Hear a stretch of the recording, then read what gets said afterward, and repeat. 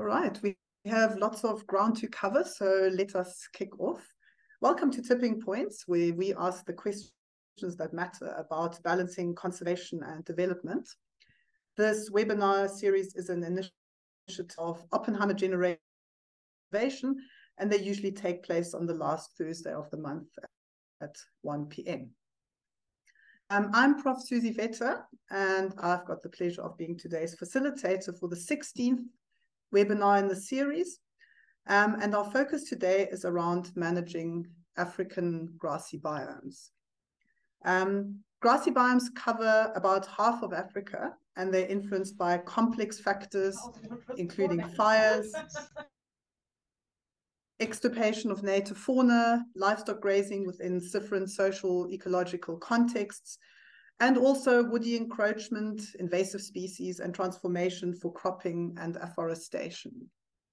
So I'm glad to be here with you to tackle these challenging topics, and we look forward to a productive and insightful discussion. The webinar will follow a structured format, beginning with our three panelists, each giving a short presentation to set the scene.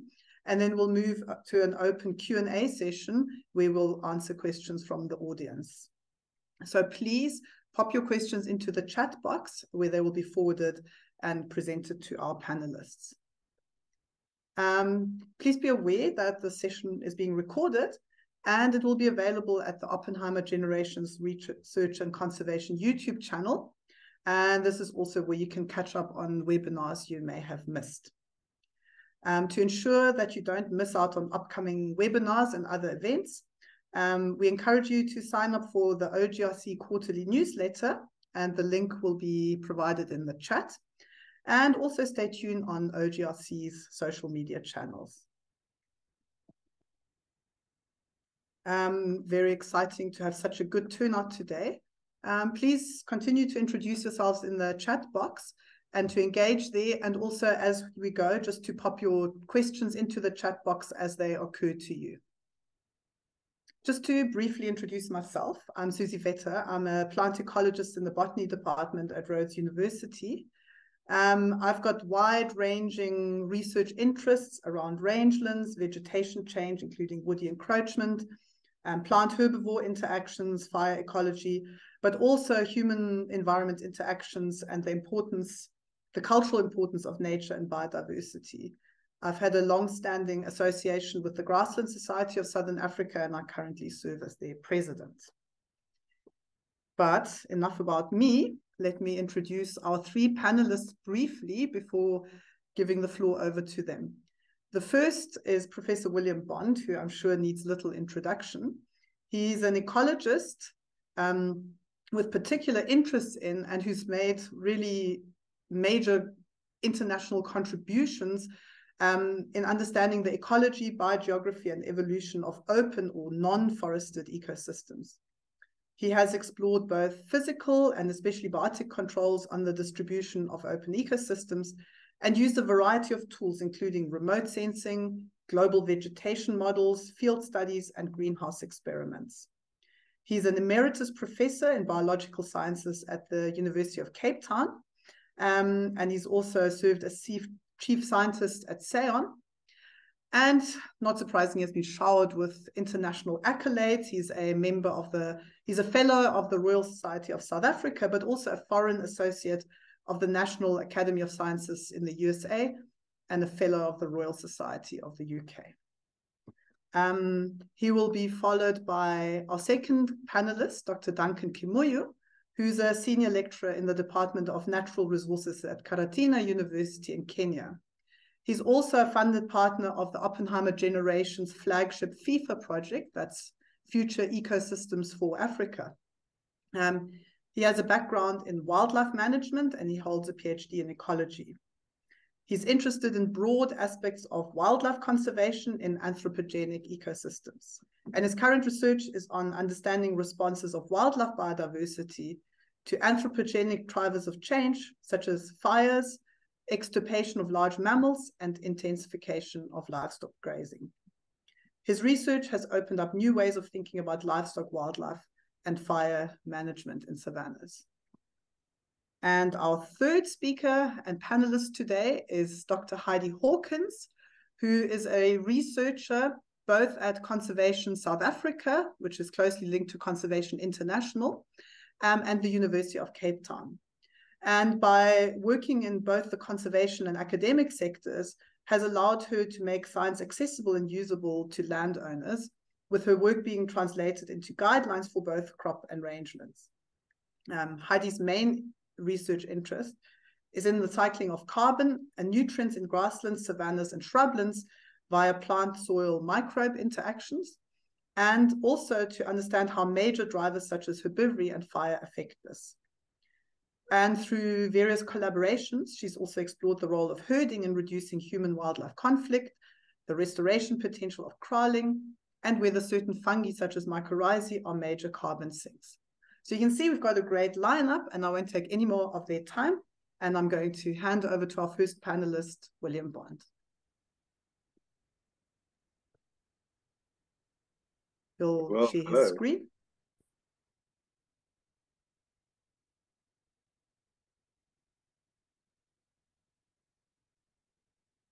Okay, shall I go?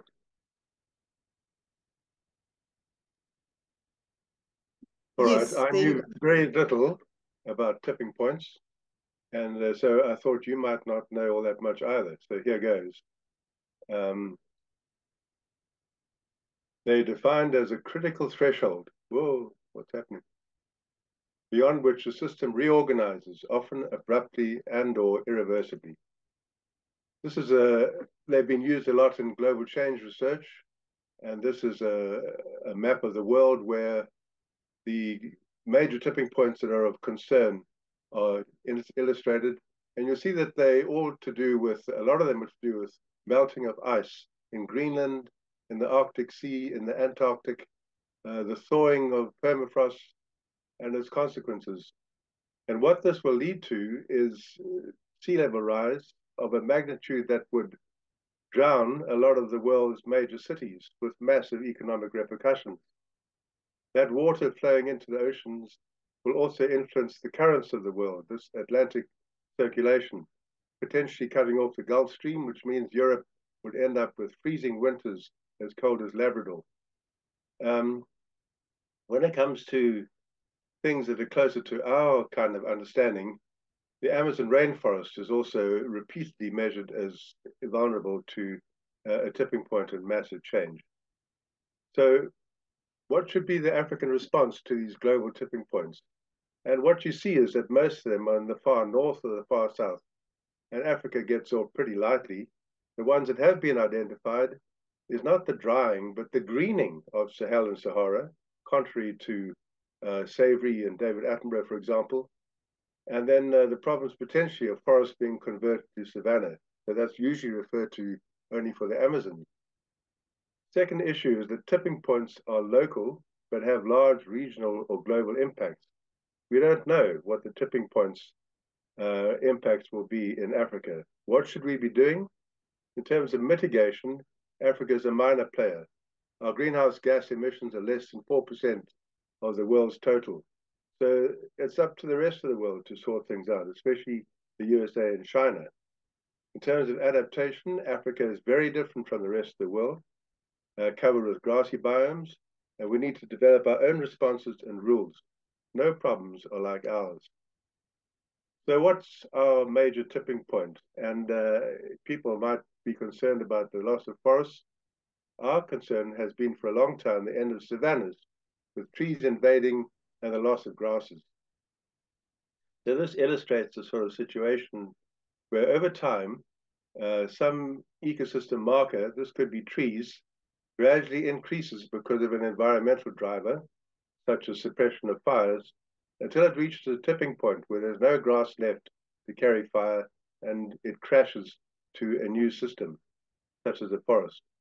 Or this is the other major concern for things like the Amazon. The forest trickles along fine over time. There's a major disturbance, such as a fire, and an abrupt change with uncertainties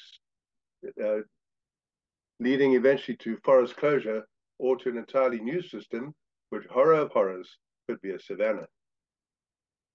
So Are we facing the end of savannas with a gradual change to a tipping point where there's no more grass, driven, for example, by fire suppression? Or I've been interested in the impacts of CO2, which help to promote woody plant growth. And here, this is an example of what's been happening in South Africa over the last century from 1910. This is fire to a century to where we are now. And you'll see that the orange and reds are reducing over time. And the blues and the light colors are increasing. In other words, fires are going out. And the reason for that, explored in this paper, is largely to do with an increase of people. Livestock asymptoted decades ago, road densities asymptoted decades ago, but land transformation has increased and is making the extent of natural land smaller and smaller, and making it harder and harder to maintain a fire. The CO2 story is illustrated by this very nice new paper by Brad Ripley and colleagues, just showing how the growth is accelerated as CO2 increases. And the repercussions there are that it influences demographic thresholds. So in this case, these are seedlings growing at different CO2 concentrations, and the threshold here is the size at which they can escape browsing. And you'll see that in the future, it'll be very easy for seedlings to escape browsers and to start thickening up. So the consequences of these various processes are a large increase in trees, at least in South Africa. These dark green colors indicate massive increase of trees, but the oranges and pale yellows and this pinkish color here indicates negligible change. So it varies depending on rainfall. It's not all savannas. The high rainfall savannas are the most impacted, and the low rainfall savannas haven't changed at all. So what is the future of grassy ecosystems? Well, you need to define which savanna. And when it comes to CO2 as a driver, we now understand that it varies with species, and it varies depending on whether you're dealing with a mesic or an arid savanna.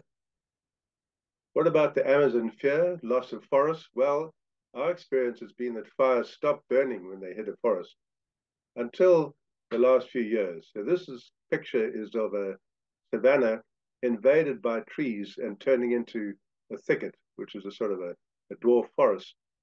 And this is the main process through the 20th century. And then in the last decade or two, we've had mega fires stripping right through, burning right into these forests, and the horror of horrors, being invaded by grass. And if you continue to burn, you can convert this back to a savanna or prevent the fires, and it will turn into a forest. So looking at this, I had to ask, are tipping points useful for management? I think we should restrict them to major regime shifts, major ecological regime shifts. I'm not a sociologist, as you will have gathered. So I'm thinking about physical ecology. The area of habitat is a major consideration. The smaller the habitat patch, the harder it is to avoid a tipping point. Understanding the mechanisms that lead to tipping points has been our strength. And what we don't know is the domain of relevance. How do we extrapolate results? And I think that what we should do is try and run an African workshop on tipping points for our ecosystems, as has been done in Australia. And we have enormous experience in managing within the context of tipping points through Sandpark's application of thresholds of potential concern, which would be an invaluable help across the continent. Okay, thanks very much. Thank you so much, William. That was really gripping stuff, if somewhat bleak at times. If anybody has questions, please remember to pop them into the chat box. We will, in the meantime, continue with our second panelist, Duncan Kimoyo. Over to you, Duncan.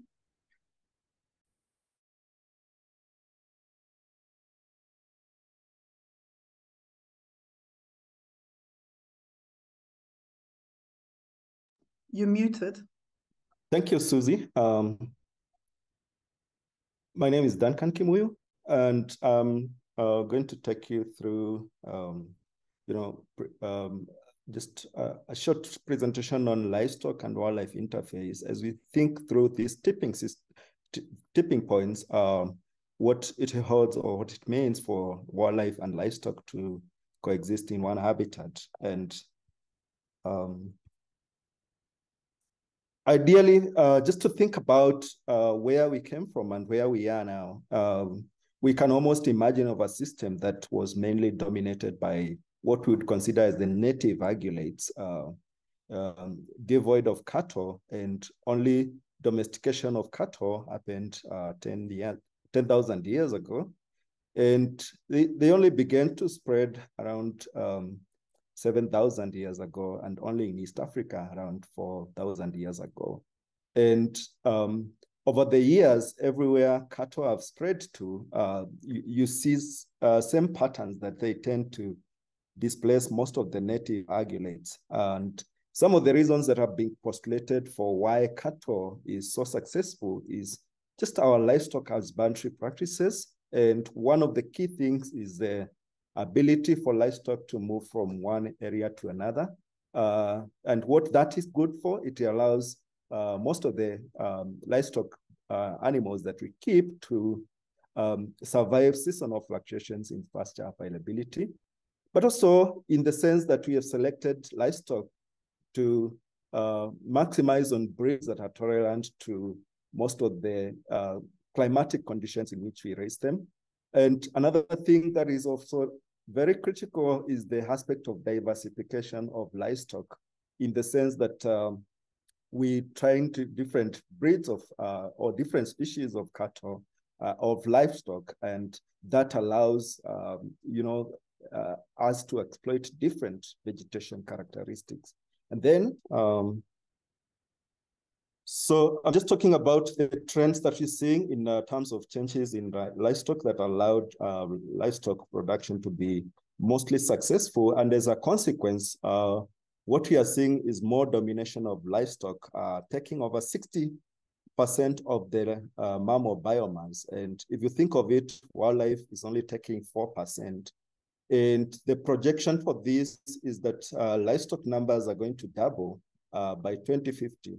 And that's a worrying trend.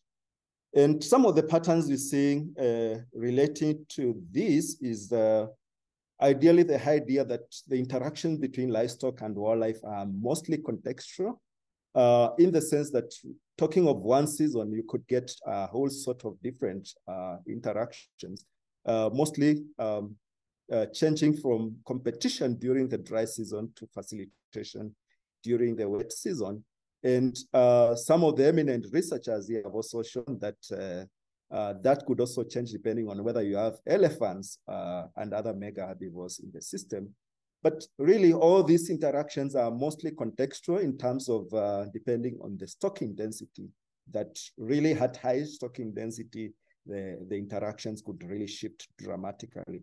And another thing we are learning from looking at this interface is the idea that it's really because of a lot of diet overlap between livestock and wildlife.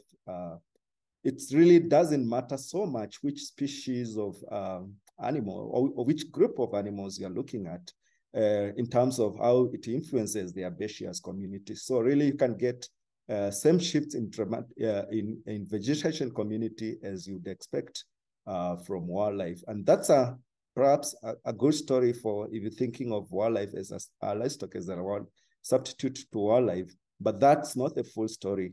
The other aspect is just that the idea that our herding practices in the way we move livestock across the landscape could have dramatic impacts in how they redistribute nutrients in the landscape. And one of the influential papers by Sitters has shown that really wildlife, cattle mostly are harvesting nutrients across the landscape, creating hotspots through accumulation of dung in the corals that we put them at night to stay. So that is likely to have impact on the nutrient distribution across the landscape. And then there's also the aspect that intense grazing can suppress fire in ways that, you know, if a system is grazed most of the years and thus removing most of the fuel loads, it's enough to suppress fires for better part of the year. And that could have dramatic impact when we're thinking about fire as a major suppressor of bush encroachment. And lastly, just to think about replacement of most of the ungulates with livestock is going to again cause dramatic shifts in the sense that some of the species that we're seeing being replaced by livestock have influential roles in the ecosystem. For example, we're seeing reduction in elephants, and that's going to affect major ecosystem processes as we progress. So thinking forward in terms of what all this means and what's the future for pastoralism in Kenya, one thing we realize that pastoralism is such a big thing in the sense that more than 22 million people in Africa rely in some way on pastoralism, and in a sense that pastoralism takes a huge chunk of the land in Africa. So we got to worry about what the future outlook for pastoralism will look like. And some of the trends that are worrying are obviously increase in human population and also changes in livestock numbers and the species that we keep. Also changes in land tenure as we move from communal lands to private lands. There is a major decrease in mobility of livestock, and also reduced livestock mobility, access to external funding in terms of people can go work in cities and towns and keep investing money to buy more cattle. And then that introduces a whole new dynamics in terms of future for cattle and wildlife interface. Also cultural transformation, and then also an aspect of widespread degradation.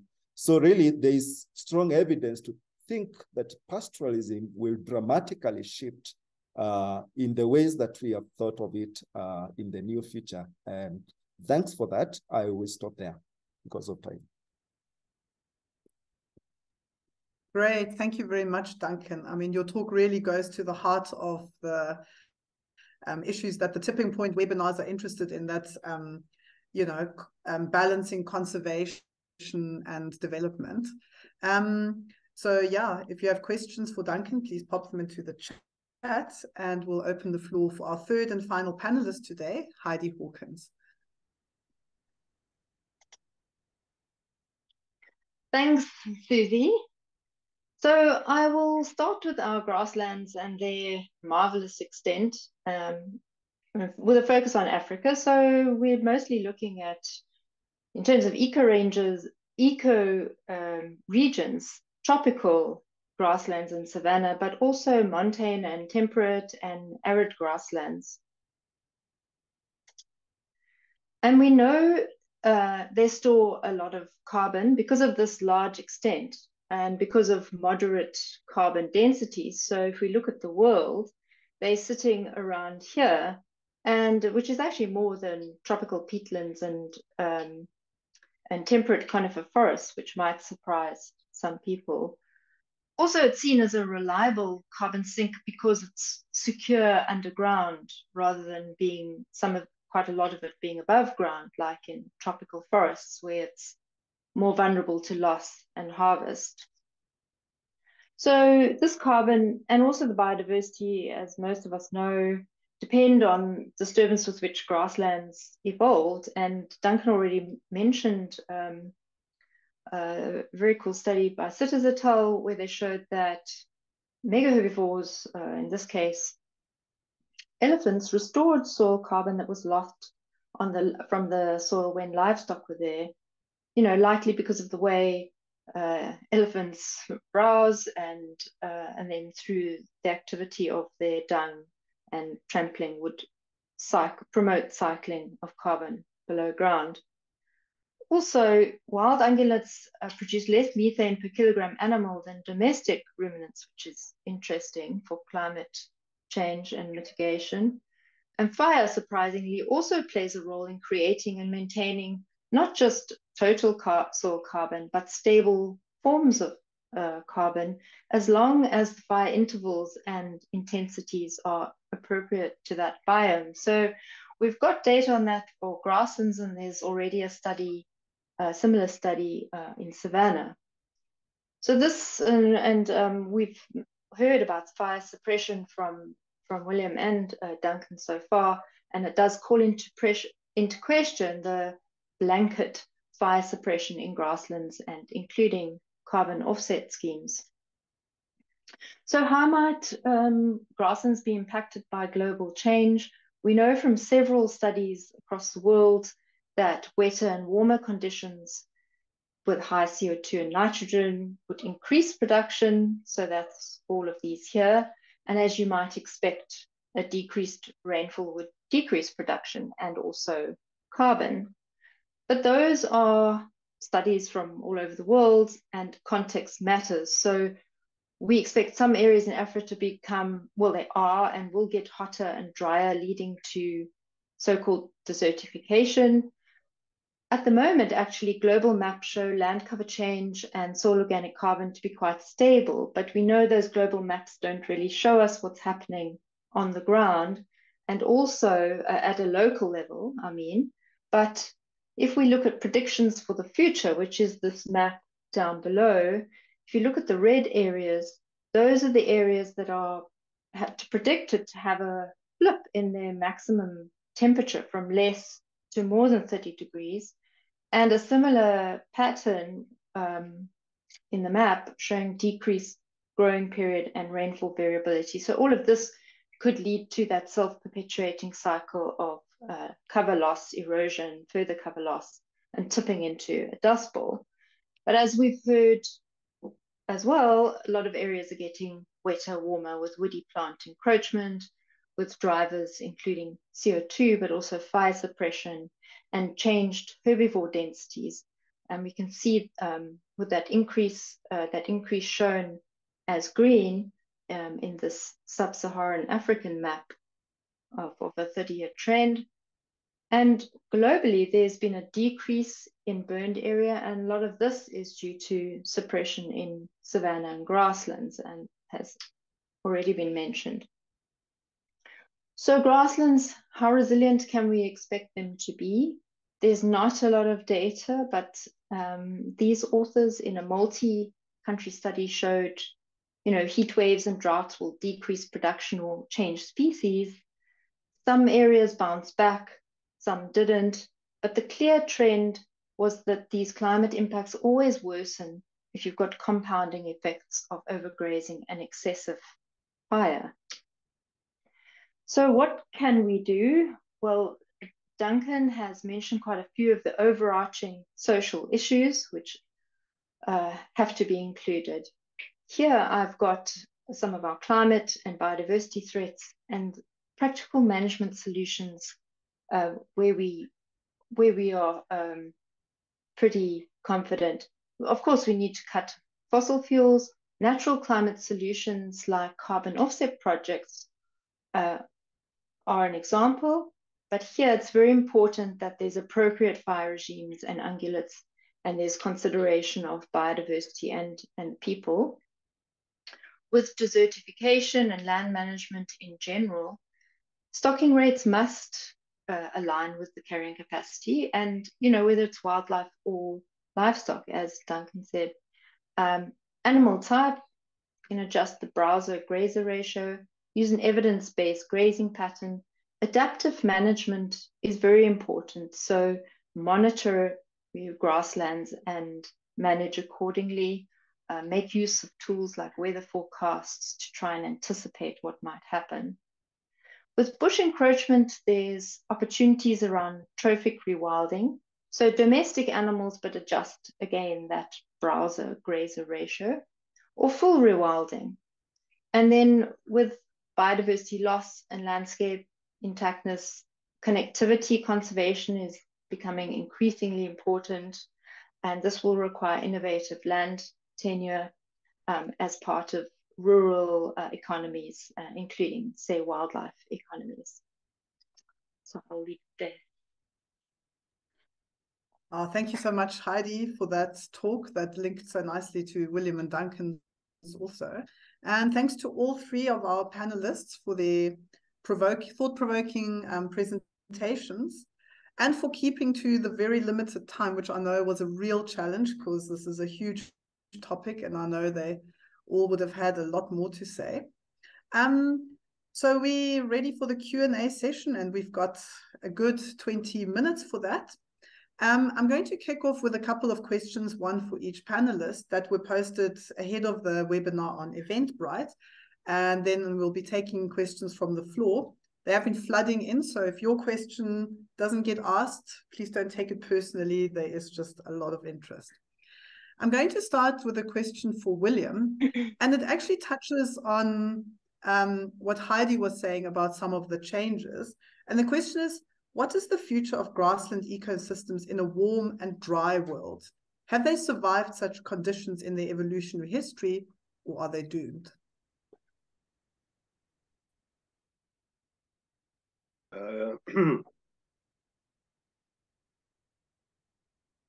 I wouldn't have a clue.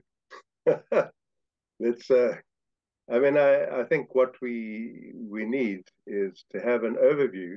I can think of places in Namibia, the dry and arid, where the trees have come pouring in, and it's not a savanna anymore. And at a lot of expense, those trees had to be cleared. I can think of areas that are dry and arid, which are not savannas, which are shrublands, where grasses have colonized them, and they are now converting to grasslands from what was a shrubland through the agency of fire. So I would say that the future is uncertain. Have we had similar situations in the past? We're getting so much warmer than the past that it becomes, and the CO2 levels are so much higher that I think analogs of the past must be treated as useful, but let's be circumspect about them. That's a bit of a Weasley answer. My apologies. Thanks. I'm sure there'll be more questions around this, but to keep things moving, my next question, or someone's next question for Duncan, is some of the indigenous, and this links to the last slide of your talk, which I'm sure are issues of great interest.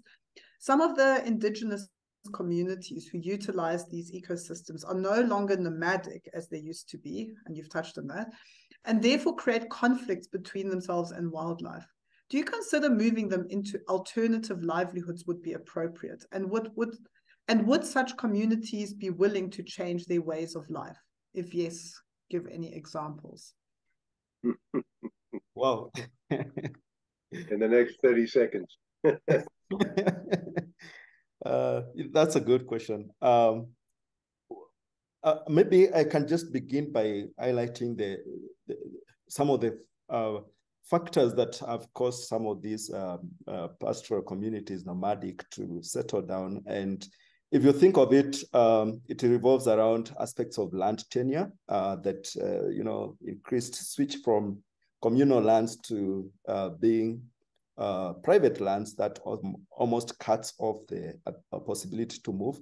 And also provision of social amenities that allowed some communities to settle, things like schools and hospitals, and also something that is often not thought about, aspects of insecurity that you get in some areas that people just decide not to go because of insecurity. And then, of course, there is the aspect of jobs, where people can get jobs around certain areas and then end up settling there. But then, other than that, other than the nomadic lifestyles, what are the alternatives? It could be things, like cultivated systems, and we've seen that being tried in some areas, of course, with questionable success, because some of these areas have low rainfall.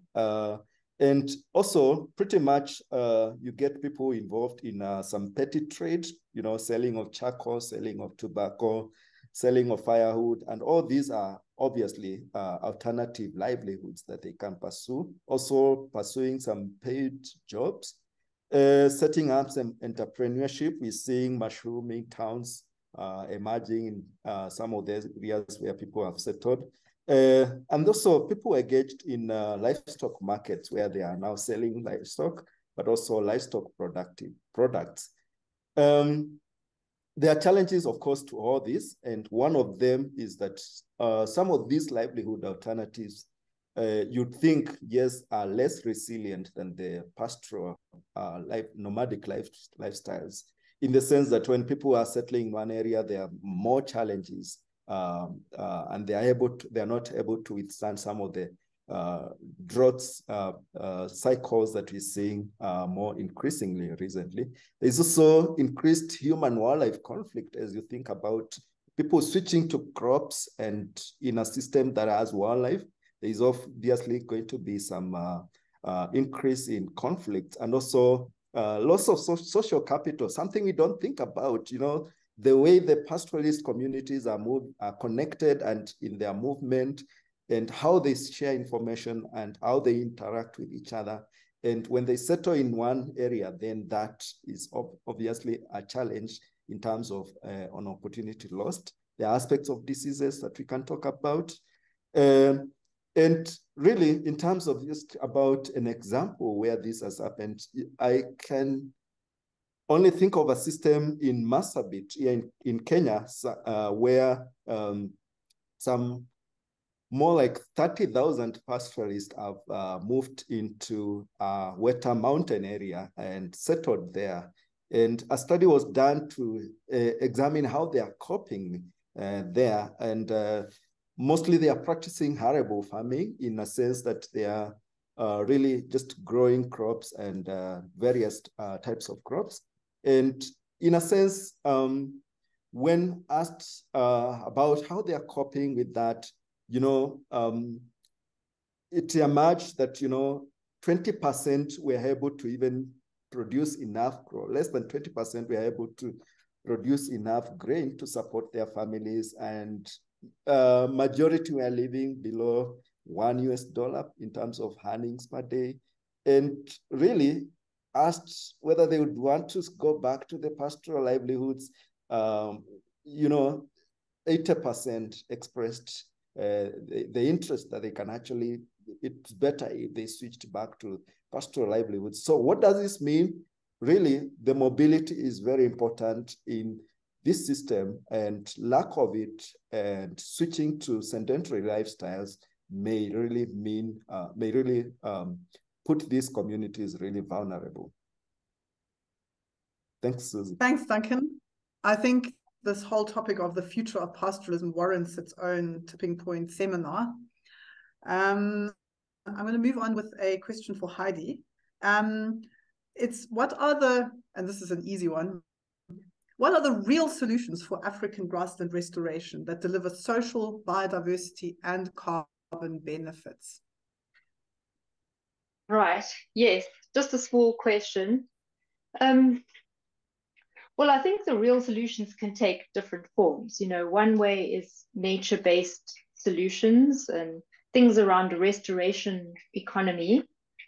But the important thing is that these have to be created with the people living there. Otherwise, they're not going to be real solutions. And from an environmental point of view, have to be biome appropriate. So I suppose if we take an example of, you know, an overgrazed grassland on communal land next to a nature reserve, people might be overutilizing the natural resource through overgrazing or harvesting thatch, maybe because they're absolutely desperate and have nothing else. They have no other way to make a livelihood, or land tenure is not secure, or there's no governments, or maybe they're not moving their animals because of, you know, conflict with wildlife. So it would have to be an engagement to try and address that first, and then find some way to turn around the, you know, the negative feedback cycle. So I mean, I can think of an example of what the Herding for Health initiative is trying to do is, you know, try and create some short-term gains for people. And Duncan mentioned, you know, jobs in herding that will control animal movement, reduce wildlife conflict if that's an issue, get people paid for controlling erosion and maybe clearing alien plants if that's also an issue. Maybe they can then sell the wood, you know, in sort of a circular economy. all with the idea of taking pressure off the land, allowing it to recover, and then maybe moving back to something based on sustainable livestock or wildlife and ecotourism. And then, so there was about, there's social, biodiversity, and carbon. I mean, when plants cover the ground, then that's carbon for sure. There'll be an increase in carbon. It's just a question of how much and whether anyone's going to pay you for it. And maybe in our ecosystems, an easier win is the removal of woody plants, which can often result in, springs coming back, and, maybe someone's going to pay for that further downstream. So, yeah, these sort of restoration and linking it to economy, or good management and linking it to an economy. This has been sparking a flurry of more questions, so I'm going to give Heidi a quick follow-up one from the audience. And that is it not key to focus on the type of livestock grazing, especially with adequate recovery time and moisture availability, linked with M&E of land cover responses? M&E? Monitoring. In evaluation, right. Sorry, I'm having a senior moment here. The whole role of high impact, short duration grazing with wildlife tolerance has shown benefits in production, livestock, faunal, and floral. I'm posing this to you because I know this has been a focus of one of your projects for a while. Yes. So these ideas have been tremendously popular, and I know of examples and met many farmers who are managing their farms in a really great way, and have taken their farms from, say, something that looked degraded or bare to a much better ecological state. I think what is often missed in these claims is that if you take something from no management to some management, there'll always be an improvement. So it's very hard for a farmer who's only got one example to say, oh, well, this is better than that grazing pattern.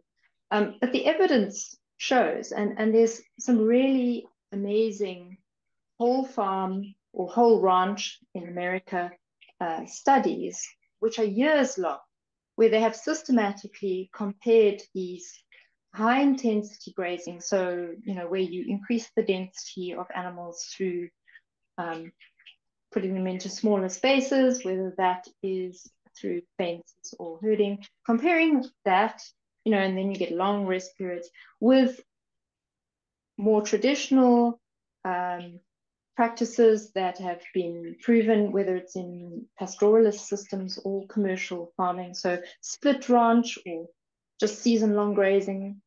We alternate between two areas, or, depending on the context, you might want to increase that to 4 areas. That gives you flexibility with, you could burn in one area 1 year if needed.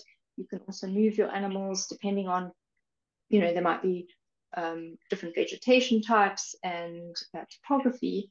So it's not a recipe, and I think everyone can agree on that. But there has been shown to be no benefit of these multiple camps when you compare it to another approach where you also got adaptive management. It's the adaptive management that matters, not how many camps. There's been no benefit for production, plant or animal. In fact, sometimes this movement around is stressful. As an example, in South America, where the sheep weights and weaning rates went right down. In our own study, we saw that the cattle lost weight gain for a while. They did actually pick it up, but there wasn't these big differences that are claimed, and certainly not in terms of soil carbon as well. Thanks, Heidi. We're down to 10 minutes. I'm going to hopefully just ask one more of Duncan and one of William, starting with Duncan. The question is, what kind of management works for livestock, wildlife, mixed-use landscapes? And what are the compromises, challenges, opportunities, or win-wins? Is this maybe the future? Say that again, Susie. Sorry. What kind of management works for livestock, wildlife, mixed-use landscapes? Just what are some of the compromises, challenges, and so on? In terms of, mixed wildlife, there are gains and losses, and really it's more about how you balance the two, in the sense that, there are challenges related to diseases, there are challenges related to predation, and really some of the best practices revolve around just how you manage the disease interface, how you manage the predation interface, and some of the practices that are being adopted relating to managing depredation is, better herding practices, in the sense that livestock are protected at night, but also in terms of who herds them during the day, and that more so can also relate to, can also reduce depredation. And away from looking at those challenges, diseases and depredation, really, there are positive benefits, as I highlighted some of them, relating to grazing facilitation, in the sense that systems, in a way, cattle graze or livestock graze, could be beneficial to some extent to some species of wildlife, and vice versa, depending on the context and the season that you're looking at. I hope I've answered the question. I'm sure you could talk for another 15 minutes, but we don't have them. So yeah, thanks very much. The last question is for William, and there probably isn't enough time either, but South Africa has nominally, and other African countries have nominally committed large areas of land to afforestation and restoration under the AFRI-100 initiative, which, if successful, will likely have major implications for our grasslands and savannas. So the question is, how far advanced is this initiative? And I'm just poaching from someone else's question, what has been the pushback and how much impact has that had? Yeah, no, thanks for the question. Most of the world is obsessed with trees. There's a sort of a forest fetish. You've got to plant trees everywhere, even at the cost of carbon. And if you look at the numbers, and I'm just astounded at how poor the arithmetic has been behind these afforestation programs. The impact that they make is trivial in global terms. The cost to Africa is enormous. We're going to be living with these trees, and they will very often be non-native trees, pines and eucalypts and so on, because they grow the fastest. We'll be living with them as invasives or as remnant bits of plantation for decades, if not centuries. So why are people doing it? Well, clearly there's an attraction of the funding, which is trivial. Let me point out, it's between $5 to $15 per hectare for is what they're offering for tree planting. But that's going to be a lot of money to somebody in the short term. The longer term of maintaining those trees and actually making a difference globally, I think is negligible. There's no hope. So the tree planting is going ahead. People are following it up, and they're making huge, grand offers for the companies that charge carbon credits during flights and so on. Trying to spend that money are fighting for bits of land where they can plant the trees. So you have competing petrol companies, for example, trying to find areas where they can plant trees where the neighbors won't get annoyed with them. It's crazy. And Africa is seen as an easy target. The next easy target will be converting all of Africa's savannas into farmland, because Africa has the largest remaining areas of potential untransformed land for farming. So we have to really try and wise up as a continent, as people, as those who can advise on these programs foisted to us from people who too idle, too lazy to control carbon emissions, and that they sucker Africa into planting trees as a pretense that they're doing something about it. It's not. Have a look at the numbers. I strongly recommend it. You need to have big numbers in your head, but in my view, it's fraudulent, and it's being pushed and supported undoubtedly by fossil fuel companies who see that the public can be gulled into planting trees everywhere. So I don't like it, as you might have gathered from my rant. My apologies for the rant, but really, this is awful stuff. Thank you, everybody. Our time is nearly up. It feels we've only just scratched the surface, which just goes to show what a big and complex topic it all is. But my big thanks to our amazing panelists and also to the audience for their participation. Apologies for those questions that never got answered. So yeah, thank you for the questions and thank you for the answers. We've just got a few minutes remaining, so it's time to wrap up. Just a pitch for the next Tipping Points webinar, which is going to be on the 4th of October and will be live streamed from the upcoming 12th Oppenheimer Research Conference. In that webinar, the focus will be on environmental philanthropies, and it'll be chaired by Jonathan Oppenheimer and will include a panel of Shafika Isaacs, Nikki McLeod, Robin Woodhead, and Irshad Paruk.